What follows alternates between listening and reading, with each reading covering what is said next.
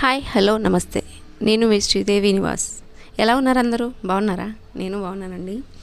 ఈరోజు మీకోసం కరివేపాకు కారప్పొడి తీసుకొచ్చానండి.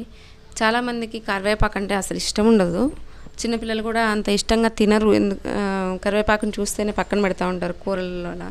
కాకపోతే మనకు కావాల్సిన పోషకాలన్నీ కరివేపాకులోనే ఉంటాయి. ఆ విషయం ఎంతమందికి తెలుసో నాకు తెలియదు.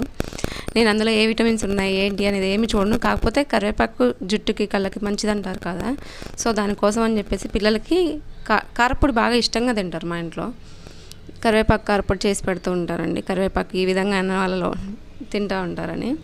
సో దానికోసం ముందుగా బాగా ఎండబెట్టుకున్న మిరపకాయలు తీసుకున్నానండి.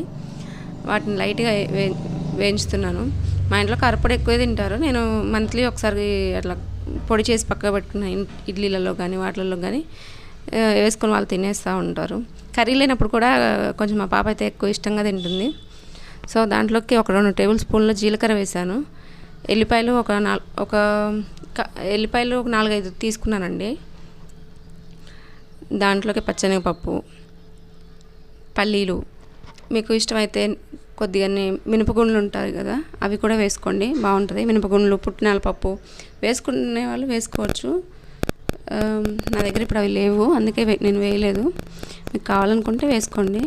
పల్లీలు, పచ్చెనపప్పు అయితే వేసాను. కరివేపాకు ఒక హాఫ్ అన్ అవర్ ముందు ఇలా కడిగి క్లాత్ మీద వేసుకున్నాను, తడిపోవాలి కదా దానికి. సో అలా క్లాత్ మీద వేసుకొని ఇంట్లోనే ఎండబెట్టానండి, మరి బయట అవసరం లేదు. క్లాత్ మీద వేస్తే ఆటోమేటిక్గా తడి అది పీల్ చేసుకుంటుంది కాబట్టి మనకి ఇబ్బంది ఉండదు. సో కరివేపాకు వేసుకున్న తర్వాత మంచిగా అది అంత కరకరలాడేలాగా వేయించుకోవాలి మంచిగా. కరివేపాకు వేగింది అని మీకు తెలియాలి అంటే ఒకసారి కరివేపాకుని పట్టుకొని చూస్తే అది క్రంచీగా అయిపోతుంది అనమాట. అది చూసి స్టవ్ ఆఫ్ చేసేసుకోండి. స్టవ్ ఆఫ్ చేసుకునే ముందు 1 టేబుల్ స్పూను పసుపు కూడా వేసుకోండి.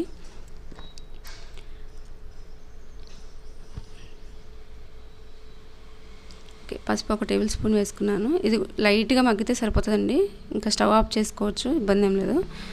తర్వాత దీన్ని మిక్సీ జార్లోకి తీసుకున్నాను. దాంట్లో కొంచెం ఉప్పు, ఎల్లిపాయలు ఇందాక చూపించాను కదా, వేసుకొని పట్టేసుకున్నాను. అంతే, కరివేపాకు